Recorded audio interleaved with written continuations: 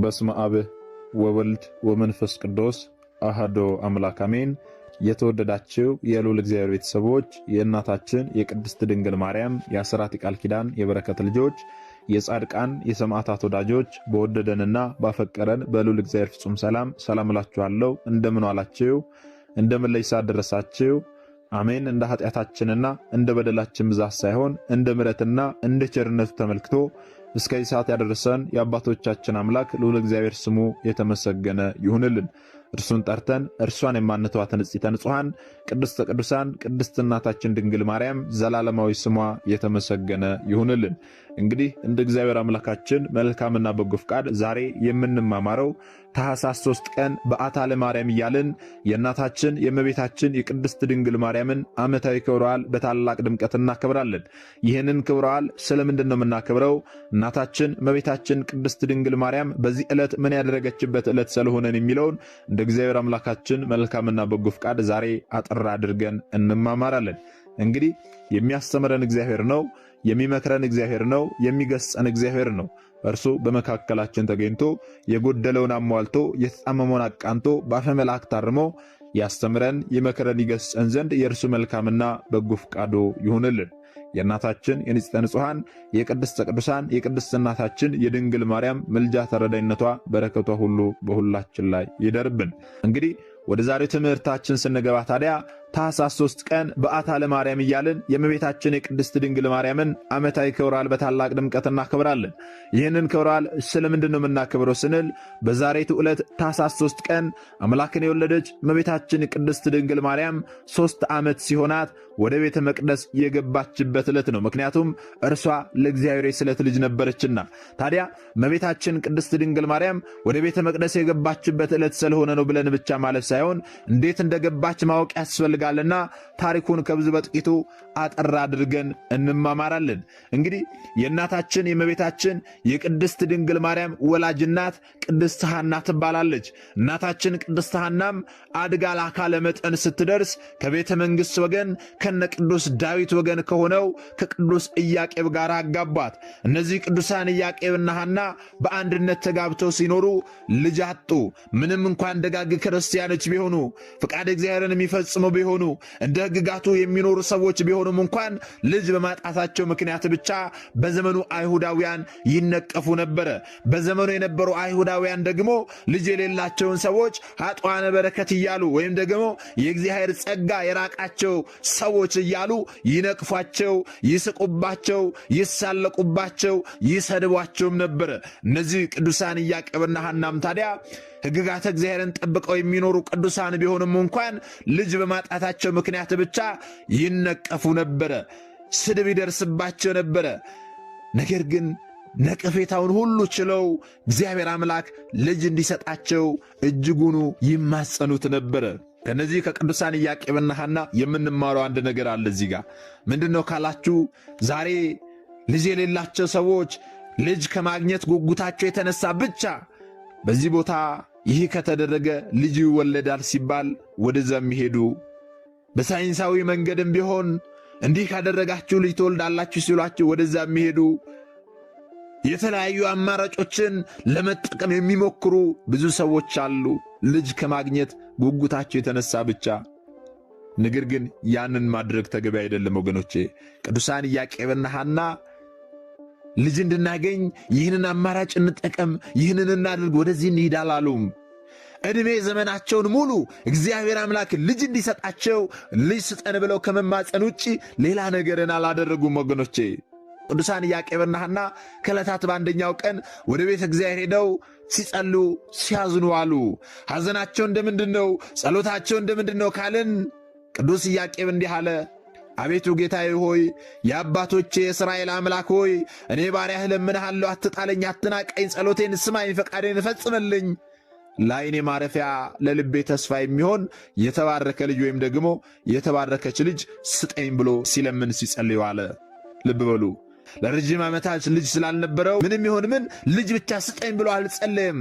ለዓይኔ ማረፊያ ለልቤ ተስፋ የሚሆን የተባረከ ልጅ ስጠኝ ነው ያለው። የተባረከች ልጅ ስጠኝ ነው ያለው። ስለዚህ ከቅዱስ ኢያቄም ጸሎት ተማሩ ወገኖቼ። ዛሬ እኮ የአንደበታችንን ፍሬ ነው እየበላን ያለነው።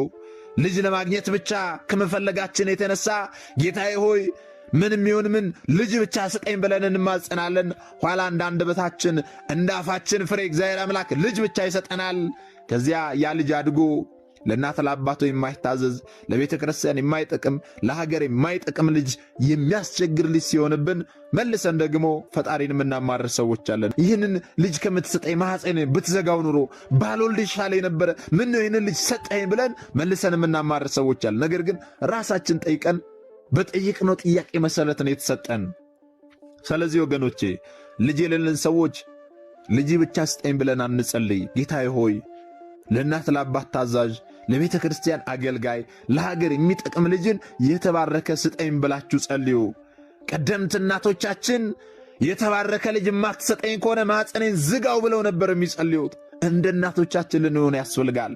የተባረከ ልጅ የማትሰጠኝ ከሆነ ማኅፀኔን ዝጋው። የተባረከ የተቀደሰ ልጅ፣ ለዓይኔ ማረፊያ ለልቤ ተስፋ የሚሆን ልጅ ስጠኝ ብለን ነው ልንማጸን የሚያስፈልገው ወገኖቼ። ያልወለድን እንዲህ ብለን ልንጸልይ፣ የወለድን ደግሞ ልጆቼን ባርክልኝ፣ የተባረከ ልጅ አድርግልኝ፣ ለእናት ለአባቱ የሚታዘዝ ለቤተ ክርስቲያን አገልጋይ የሚሆን ለሀገሩ የሚጠቅም ልጅ አድርግልኝ ብለን ወደ እግዚአብሔር ልንጸልይ ያስፈልጋል ወገኖች። ስለወለድን ብቻ ልጆቻችን ጥሩ ደረጃ ላይ ደርሳሉ ማለት አይደለም። እግዚአብሔር አምላክን በጸሎት ልንማጸን ያስፈልጋል ስለ ልጆቻችን። ቅዱስ ኢያቄም የተባረከ ልጅ ስጠኝ ብሎ ሲጸልይ ዋለ። እናታችን ቅድስት ሐናም በበኩሏ ታዲያ እንዲህ ብላ ስትጸልይ፣ አቤቱ ጌታዬ ሆይ የአባቶቼ የእስራኤል አምላክ እኔ ባሪያህ እለምንሃለሁ፣ ስማኝ። ለዓይኔ ማረፊያ ለልቤ ተስፋ የምትሆነኝን የተባረከች ሴት ልጅ የማኅፀኔን ፍሬ ስጠኝ ብላ ስትለምን ስትጸልይ ዋለች። ልብ በሉ ታዲያ ቅዱሳን ኢያቄምና ሐና ሁለቱም ይህንን ጸሎት ሲጸልዩ ሲያዝኑ ውለው ወደ ቤታቸው ሲመለሱ ሳለ በመንገድ ላይ እናታችን ቅድስት ሐና አንድ ነገር ተመልክታ እጅጉኑ አምርራ አለቀሰች። ርግብ ከልጆቿ ጋር ስትጫወት ተመልክታ እጅጉኑ አዘነች፣ አለቀሰች። አቤቱ ጌታዬ ሆይ ለዚች ግዕዛን ለሌላት እንስሳ ልጅ የሰጠ አምላክ ምነው እኔን ሐናን ልጅ ነሳኸኝ? ምነው እኔን ሐናን ድንጋይ አድርገህ ፈጥረኸኛልን? ብላ አምርራ አለቀሰች። ምርር ብሏት አለቀሰች ወገኖቼ። ምክንያቱም ምነው ጌታዬ ሆይ ለአዕዋፋት ልጅን የምትሰጥ ለእንስሳት ልጅን የምትሰጥ አምላክ ምነው ለእኔ ለሐና ልጅን መስጠትን ነሳኸኝ? ምነው እኔን ሐናን ድንጋይ አድርገህ ፈጥረኸኛልን? ብላ አምርራ አለቀሰች። ቅዱስ ኢያቄምም ታዲያ ይህንን ሲመለከት እሱም እጅጉኑ አምርሮ አለቀሰ። ልብ በሉ። ከዚያም በኋላ ወዲያው ተያይዘው ወዴት ሄዱ ስንል ከሊቀ ካህናቱ ከዘካርያስ ዘንድ ሄዱ። ወደ ሊቀ ካህናቱ ወደ ዘካርያስ ዘንድ ሄደው አቤቱ ጌታችን ሆይ ወንድ ልጅ ብንወልድ ተምሮ ቤተ እግዚአብሔርን አገልግሎ እንዲኖር እንሰጣለን። ሴት ልጅም ብንወልድ ማይ ወይም ደግሞ ውሃ ቀድታ መሶበ ወርቅ ሰፍታ መጋረጃ ፈትላ ካህናትን አገልግላ እንድትኖር እንሰጣለን ብለው ስዕለትን ተሳሉ። ካህኑ ዘካርያስም እግዚአብሔር ጸሎታችሁን ይስማችሁ፣ ስዕለታችሁን ይቀበልላችሁ፣ የልቦናችሁን መሻት ሁሉ ይፈጽምላችሁ ብሎ ስዕለታቸውን አሳረገላቸው። ከዚህም በኋላ ቅዱሳን ኢያቄምና ሐና ዕለቱኑ ራእይ አይተው ነገር አግኝተው አደሩ። ምንድነው ያዩት ራእይ ስንል ቅዱስ ኢያቄም ያየው ራእይ ሰባቱ ሰማያት እንደ መጋረጃ ተገልጠው ከላይኛው ሰማይ ነጭ ወፍ ወርዶ በራሴ ላይ ሲቀመጥ አየሁ አለ። ወፍ የተባለው ጌታችን መድኃኒታችን ኢየሱስ ክርስቶስ ነው። ነጭነቱ ንጹሐ ባሕሪው ነው። ከላይኛው ሰማይ ነጭ ወፍ ወርዶ በራሴ ላይ ሲቀመጥ አየሁ ማለቱ እግዚአብሔር አምላክ የኢያቄምን ወይም ደግሞ የሰውን ባሕሪ እንዳደረገው ሲያጠይቅ ነው።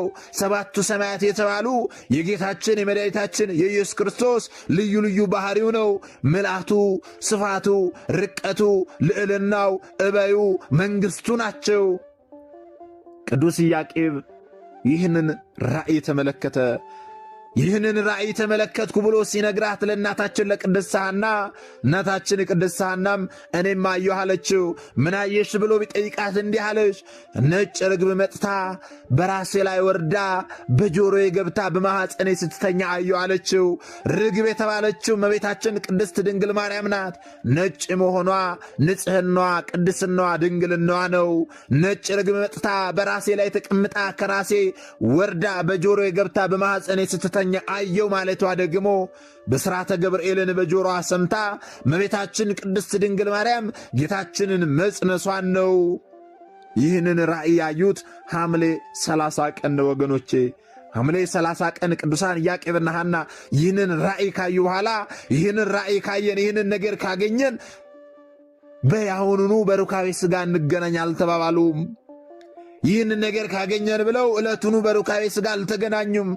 ፈቃድ እግዚአብሔር ቢሆን ብለው አዳምንና ሔዋንን ብዙ ተባዙ ብሎ ምድርንም ሙላት ብሎ ያበሰረ አምላክ ለእኛስ ይልክልን የለምን ብለው ዕለቱኑ አልጋ ምንጣፍ ለይተው እስከ 7 ቀን ድረስ ለየብቻቸው ሰነበቱ። እስከ 7 ቀን ድረስ ለየብቻቸው ፈቃድ እግዚአብሔር ቢሆን ብለው በጸሎት ሰነበቱ፣ ሱባኤ ገቡ። ወገኖቼ በሰባተኛው ቀን ታዲያ ከሰው የበለጠች ከመላእክት የከበረች ደግ ፍጥረት ትወልዳላችሁና ዛሬ በሩካቤ ሥጋ ተገናኙ ብሏችኋል ጌታ ብሎ መልአኩ ለሐና ነገራት። ታዲያ በፈቃደ እግዚአብሔር በብስራተ መልአክ እመቤታችን ቅድስት ድንግል ማርያም ነሐሴ 7 ቀን ተጸነሰች። እመቤታችን ከተጸነሰች በኋላ አይሁድ ቀንተው ተነሱባቸው። እመቤታችን ቅድስት ድንግል ማርያም ገና በእናቷ ማኅፀን ሳለች ሙት ማስነሳት፣ ደዌ መፈወስ፣ ዕውራንን ማብራት ጀመረች። ብዙ ድንቅ ተአምራትን በማድረጓ እናታችን ቅድስት ሐና እመቤታችንን ጸንሳ ብዙ ተአምራትን በማድረጓ አይሁዳውያን ቀንተው ተነሱባቸው። ከቀናትም የተነሳ ሊገድሏቸው ይፈልጉ ነበርና በመልአኩ ትእዛዝ ሸሽተው በሊባኖስ ተራራ ላይ እመቤታችን ቅድስት ድንግል ማርያም በተጸነሰች በ9 ወር ከ5 ቀን የግንቦት መባቻ ዕለት ወይም ደግሞ ግንቦት 1 ቀን ተወለደች። የእመቤታችን ዕድሜ 3 ዓመት ሲሞላው ጠቢቡ ሰለሞን በዚህ በመጽሐፈ መክብብ ምዕራፍ 5 ቁጥር 4-5 ላይ ሰነፎች ደስ አያሰኙትምና ለእግዚአብሔር ስዕለትን በተሳልክ ጊዜ ትፈጽመው ዘንድ አትዘግይ፣ የተሳልከውን ፈጽሞ ተስለህ የማትፈጽም ከሆነ ባትሳል ይሻላል ብሎ የተናገረውን በማሰብ ባሏ ኢያቄምን ይቺ ብላቴና የብፅዓት ገንዘብ እንደሆነ ይታወቃል፣ የስለት ልጅ እንደሆነ ይታወቃል፣ ስለዚህ ወስደን ለቤተ እግዚአብሔር እንስጣት አለችው። እርሱም ታዲያ ቅዱስ ኢያቄም ፍቅርሽ ይለቅልሽ ብዬ ነው እንጂ እኔማ ፍቃዴ ነው አለ። ኢያቄም ይህንን ማለቱ ሐና እመቤታችንን በመካንነት ኖራ ያገኘቻት አንድያ ልጇ ናትና ከፍቅሯ ጽናት የተነሳ ተለይታትም አታውቅም ነበርና ነው ይህንን ያለው። ከዚህ በኋላ ቅድስት ሐና ከቅዱስ ኢያቄም ጋር በመሆን ካህኑ ዘካርያስ ወደሚገኝበት ቤተ መቅደስ ልጃቸውን ወሰዷት። ዛሬ ስንቶቻችንን የማይሆን ስለሚመስለን ይህንን ካደረክልኝ ለክብር መገለጫ ይህንን አደርጋለሁ ብለን ተስለን ኋላ ስዕለታችን ሲደርስልን ስዕለታችንን ከማስገባት ወደ ኋላ ያለን ስንቶቻችንን ወገኖቼ? ዛሬ ተስለን ስዕለታችንን ያላስገባን ስዕለታችንን ያልፈጸምን ሰዎች ንስሐ አባታችንን አናግረን ቀኑና ልንወስድ ንስሐ ልንገባ ያስፈልጋል። ምክንያቱም ኃጢአት ይሆንብናል።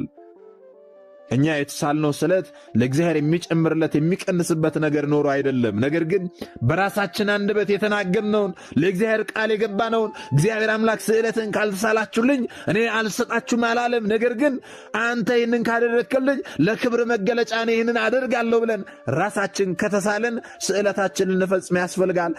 ስዕለታችንን ካልፈጸምን ደግሞ ኃጢአት ይሆንብናል። በራሳችን አንደበት ለእግዚአብሔር ቃል ገብተናልና ቃላችንን ካጠፈን ኃጢአት ይሆንብናል ወገኖቼ። ስለዚህ ስዕለትን ተስለን በተሳልንበት ቀን በተሳልንበት ዕለት ስዕለታችንን ልናስገባ ያስፈልጋል። ይህንን ካደረክልኝ በዚህ ዕለት ይህንን አደርጋለሁ ካልን በዚህ ዕለት ነው ልናደርግ የሚገባው። በዚህ ዕለት ማድረግ ካልቻለንና ያንን ካሳለፍን ግን ንስሐ አባታችን ልናማክር ቀኑና ልንቀበል ያስፈልጋል። ንስሐ አባታችን አናግረን ንስሐ ልንገባ ያስፈልጋል ወገኖቼ። ስዕለታችሁን ተስላችሁ ስንቶቻችሁ የረሳችሁም እኮ ትኖራላችሁ። ለእግዚአብሔር ቃል ገብታችሁ ቃላችሁን ያጠፋችሁ እኮ ብዙዎቻችሁ ትኖራላችሁ። ምን እንኳን እንደተሳላችሁ በቅጡ የማታውቁ ብዙዎቻችሁ ትኖራላችሁ። ስለዚህ ቆም ብለን ልናስብ ያስፈልጋል።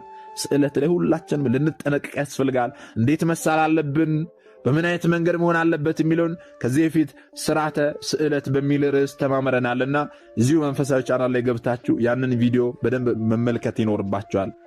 ታዲያ ቅዱሳን ኢያቄምና ሐና እናታችን እመቤታችን ቅድስት ድንግል ማርያምን ገና በ3 ዓመቷ ካህኑ ዘካርያስ ወደሚገኝበት ቤተ መቅደስ ወሰዷት። ካህኑ ዘካርያስን ይቺ ብላቴና ስዕለት ተስለን አምላካችን በቸርነቱ የሰጠናትና ተቀበለን አሉት። እግዚአብሔርንም አመሰገኑ።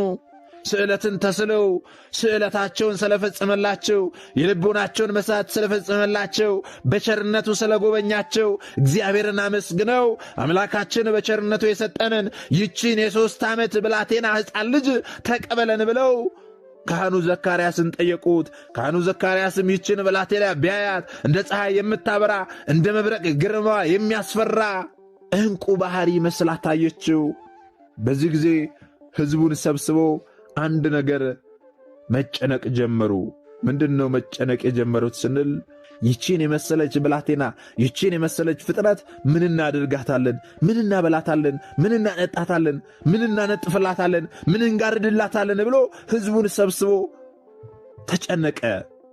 ሕዝቡን ሰብስቦ ሲጨነቁ ሳለ ታዲያ ለእስራኤል ደመና ጋርዶ መናን ያወረደ የመገበ አምላክ፣ ለኤልያስም በመላኩ እጅ በመሶበ ወርቅ ህብስትን የመገበ አምላክ፣ ለዕዝራ ሱቱኤልም በመላኩ በቅዱስ ኡራኤል እጅ መልኩ እሳት የሚመስል ጽዋ ልቦና ያጠጣው ልዑል እግዚአብሔር ለእናትነት ወደ መረጣት ወደ እናቱ መላኩ ቅዱስ ፋኑኤልን ላከላት። ወገኖቼ በእውነት ክብር ለአምላካችን ይሁን።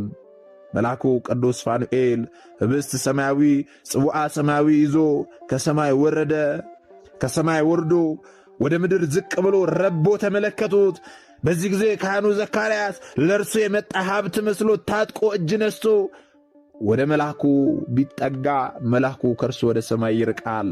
ከስምዖን ጀምሮ በዚያ የተሰበሰቡ ሰዎች በተራ በተራ እየተመላለሱ በተመሳሳይ መልኩ ቢሞክሩም ከእነርሱ ይርቅባቸዋል። ለእነርሱ የመጣ ከሆነ ብለው ወደ መልአኩ ሲጠጉ መልአኩ ወደ ሰማይ ይርቃል። እነርሱ ሲመለሱ ወደ ምድር ዝቅ ይላል። እነርሱ ወደ እርሱ ሲጠጉ እርሱ ወደ ላይ ከፍ ይላል፣ ከእነርሱ ይርቅባቸዋል። እንዲህ እየሆነ በዚያ አካባቢ በዛ ቦታ ላይ ያሉ ሰዎች ሁሉ ተራ በተራ አድርገው ለማንም ያንን የያዘውን ጽዋ ወይም ደግሞ መና አልመገበም፣ ይርቃል። ከዚያም በኋላ ምናልባት አሉ ለእንግዶች የመጣ ሀብት እንደሆነ ብለው ቅዱሳን ኢያቄምና ሐና ወደ መልአኩ እንዲቀርቡ አደረጓቸው። ነገር ግን ለእነርሱም ራቃቸው። ዘካርያስም እንዲህ አለ በዚህ ጊዜ እናታችን ቅድስት ሐናን እግዚአብሔር የሚያደርገውን የሚያውቅ የለምና ይቺን የ3 ዓመት ብላቴና ሕፃን ልጅ በዚያው ትተሻት ወደዚህ ነው ያላት። በዚያን ጊዜ ቅድስት ድንግል ማርያም እናቷን ስትከተል መልአኩ ፋኑኤል ወደ እርሷ ቀርቦ አንድ ክንፉን አንጥፎ አንድ ክንፉን ጋርዶ መገባት። ያንን ሰማያዊ መና ለእመቤታችን ለቅድስት ድንግል ማርያም ካቀረበ ከመገባት በኋላ መልአኩ ቅዱስ ፋኑኤል በክብር ወደ ሰማይ አረገ። በዚህ ጊዜ የእግዚአብሔርን ሥራ እጅጉን አደነቁ፣ እግዚአብሔርንም አመሰገኑ። ሊቀ ካህናቱና ሕዝቡም የምግቧ ነገር ከተያዘልን በቤተ እግዚአብሔር ትኑር ብለው ወደ ቤተ እግዚአብሔር ወደ ቤተ መቅደስ አስገቧት። ወገኖቼ ይህ የሆነው መቼ ነው ስንል ታኅሳስ 3 ቀን ነው። ታኅሳስ 3 ቀን እናታችን እመቤታችን ቅድስት ድንግል ማርያም ገና በ3 ዓመቷ ወደ ቤተ መቅደስ ገባች። ለ12 ዓመታት ቅድስት ድንግል ማርያም ሰማያዊ ህብስትና ሰማያዊ መጠጥ እየተመገበች በቤተ መቅደስ ኖራለች ወገኖቼ። ስለዚህ ዛሬ ታኅሳስ 3 ቀን ንጽሕተ ንጹሐን ቅድስተ ቅዱሳን ከተመረጡ የተመረጠች ከተከበሩ የተከበረች ከተለዩ የተለየች እመቤታችን ቅድስት ድንግል ማርያም ከእናቷ ከቅድስት ሐናና ከአባቷ ከቅዱስ ኢያቄም በእግዚአብሔር ቅዱስ ፍቃድ ከተወለደችበት ዕለት ከግንቦት 1 ቀን ጀምሮ በወላጆቿ ቤት ለ3 ዓመታት ከኖረች በኋላ ወደ ቤተ መቅደስ የገባችበት ዕለት ነው። ይህንንም ዕለት በዓታ ለማርያም ብላ ቅድስት ቤተ ክርስቲያናችን በታላቅ ድምቀት ታከብራለች ማለት ነው። ስለዚህ ለምን እንደምናከብር ታሪኩን ከብዙ በጥቂቱ አጠር አድርገን ከተመለከትን የሰማነውንም በዝነ ልቦናችን ያሳድርብን፣ የሰማነውንም በዝነ ልቦናችን ያሳድርብን። ወስብሐት ለእግዚአብሔር ወለወላዲቱ ድንግል ወለመስቀሉ ክቡር። ይቆየን።